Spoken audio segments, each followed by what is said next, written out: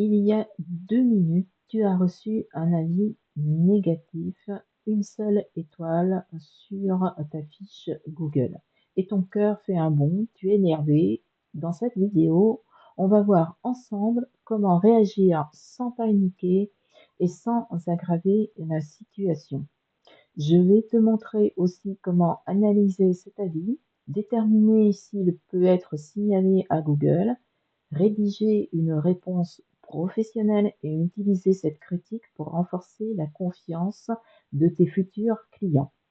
On va avancer dans l'ordre, sans paniquer et sans transformer cet avis négatif en conflit public. Je suis Monique, éclaireuse de visibilité locale. Sur cette chaîne, je t'invite à comprendre ce qui mérite vraiment ton attention pour rendre ta présence en ligne plus claire, plus cohérente, plus rassurante, pour attirer autour de chez toi de futurs clients. Avant de commencer, prépare quelques éléments simples pour rédiger ta future réponse. Assure-toi déjà d'avoir accès au compte Google qui gère ta fiche établissement. Rassemble aussi mes éventuels mails, les messages, les devis, les factures qui vont t'aider à identifier la situation autour de cet avis négatif et pense à faire une capture d'écran de l'avis négatif. Elle va te permettre de conserver une trace exacte de son contenu, notamment si l'auteur le modifie par la suite. Pendant toute la vidéo, on va prendre un exemple fictif, celui de Claire, qui est une sophrologue installée à Dijon. Elle vient de recevoir un avis une étoile et la personne affirme que la séance a commencé en retard, qu'elle n'a pas obtenu les résultats qu'elle espérait. On va commencer par le premier réflexe que l'on peut avoir, celui de répondre tout de suite.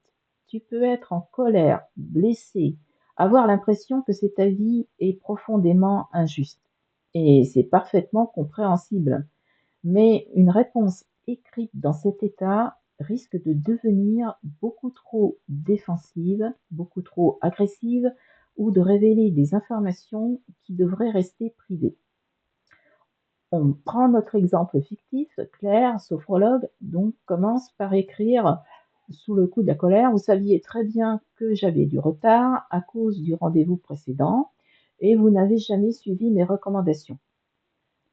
Elle cherche à rétablir les faits. Pourtant, cette réponse pose plusieurs problèmes. Elle accuse directement la cliente. Elle évoque aussi son comportement pendant l'accompagnement et révèle publiquement qu'elle n'aurait pas suivi certaines recommandations. Ce sont des informations qui n'ont pas leur place dans une réponse visible par tout le monde. Ce serait donc une erreur pour Claire de publier ce texte. À la place, elle commence par faire une capture d'écran de l'avis et elle conserve une trace exacte du commentaire au cas où son auteur le modifierait par la suite ou le supprimerait. Puis, le mieux à faire, c'est de fermer la fiche et de prendre quelques minutes, voire quelques heures, pour retrouver du calme. Il ne s'agit pas de laisser l'avis sans réponse pendant plusieurs jours, toutefois. Elle attend simplement d'être capable de distinguer 3 choses: ce que la cliente affirme, les faits qu'elle peut vérifier de son côté et ce qu'elle ressent personnellement. Pendant ce temps, elle évite également de parler de l'avis dans une story ou sur une publication Facebook. Car raconter publiquement qu'une cliente cherche à nuire à son entreprise risque juste d'amplifier un problème que la majorité de son audience n'aura peut-être même pas remarqué. En effet, personne ne va lire les avis Google sans arrêt. À ce stade, tu n'as donc ni répondu à l'avis, ni cherché à le faire supprimer. Tu as seulement conservé une preuve et évité une réaction précipitée. C'est exactement ce qu'il fallait faire. Alors maintenant, on va vérifier si l'auteur correspond à une personne qui a réellement eu recours à tes services.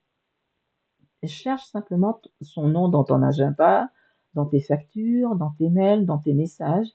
Attention, par contre, le nom affiché sur Google peut être différent du nom utilisé lors de la réservation. Un client peut utiliser un pseudonyme, le compte de son conjoint ou une ancienne adresse Google. On reprend l'exemple de notre sophrologue Claire et ici, mettons que le prénom ne correspond à aucun rendez-vous récent. Mais le texte mentionne une séance qui a eu lieu un mardi matin. Finalement, après recherche, elle retrouve une cliente correspondant à cette situation. L'avis semble donc provenir d'une expérience réelle. Cette vérification est vraiment importante car tu ne prendras pas la même décision face à une critique réelle et face à un avis qui est manifestement frauduleux. On passe justement à la distinction entre un avis négatif et un avis qui enfreint les règles de Google. Un avis sévère n'est pas automatiquement interdit. Une personne a tout à fait le droit d'exprimer son insatisfaction, même lorsque tu trouves son jugement injuste ou exagéré. En revanche, tu peux envisager un signalement si l'avis contient des insultes, des menaces, des informations personnelles, un contenu sans rapport avec ton activité ou s'il semble avoir été publié par un concurrent, par un salarié ou une personne qui n'a jamais eu contact avec ton entreprise. Le signalement à Google consiste à demander à Google d'examiner l'avis. Ce n'est pas une commande de suppression, attention. Google vérifie si le contenu enfreint vraiment ces règles et prend ensuite sa propre décision. Dans notre exemple, l'avis de la cliente de Claire est désagréable, mais il décrit une séance réelle et finalement il ne contient ni insulte ni information interdite par Google. Il n'y a donc pas de raison solide de demander sa suppression. Si dans ta situation, l'avis semble enfreindre les règles de Google, connecte-toi au compte qui gère ta fiche établissement et tu vas dans les options de gestion qui apparaissent et tu ouvres la partie consacrée aux avis.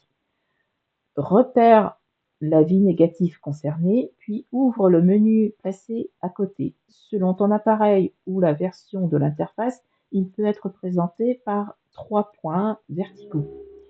Choisis ensuite l'option permettant de signaler l'avis et sélectionne le motif qui correspond réellement au problème. Ne choisis pas un motif au hasard dans l'espoir d'obtenir une suppression. Ton signalement doit vraiment porter sur une règle précise qui correspond à l'avis négatif. Tu devrais ensuite avoir une confirmation indiquant que le signalement a été pris en compte par Google qui vont l'examiner et Google peut te proposer un outil de suivi ou dans certaines situations une possibilité de recours si l'avis n'est pas supprimé. Les intitulés et l'emplacement de ces fonctions peuvent évoluer. Vérifie donc toujours les indications affichées dans ton propre compte et la documentation officielle de Google. Une fois le signalement effectué, ne publie pas plusieurs demandes successives pour le même avis. Tu viens de terminer cette partie. On va revenir au cas le plus fréquent, celui où l'avis reste en ligne et le mieux c'est d'y répondre. Ta réponse ne s'adresse pas uniquement aux clients mécontents.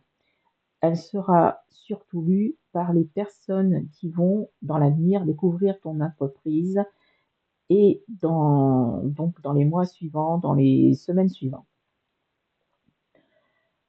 Ton objectif, ce n'est donc pas de gagner la dispute, c'est de montrer que tu écoutes, que tu prends la situation au sérieux et que tu sais proposer une suite. Commence par reconnaître le ressenti de la personne qui a écrit l'avis, sans admettre une faute qui n'a pas encore été vérifiée.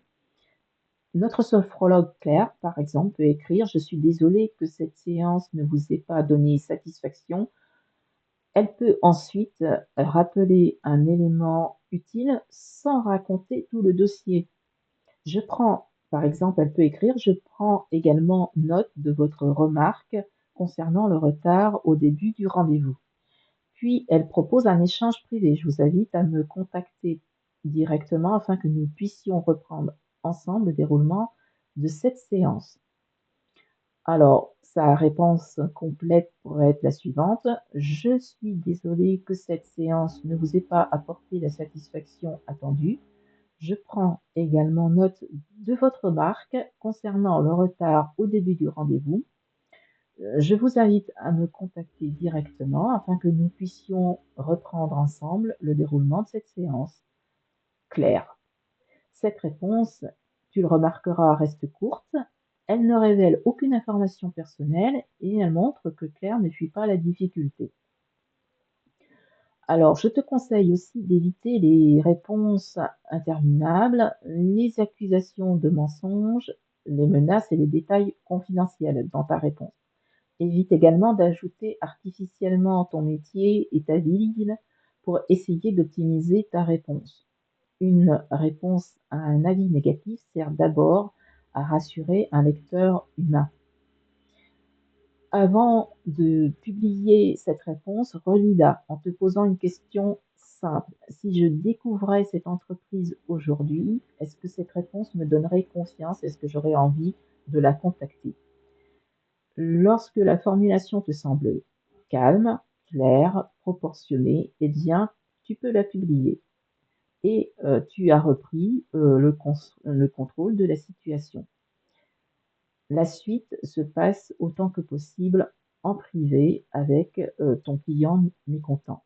Lorsque tu as identifié le client, contacte-le par le moyen le plus approprié, demande-lui ce qu'il a déçu et ce qu'il attendait. Vérifie ce qui peut encore être corrigé. Reprenons le cas de Claire, notre sophrologue. Donc, elle va appeler sa cliente, elle reconnaît que le retard a écourté le temps d'échange et lui propose un nouveau rendez-vous pour reprendre certains points.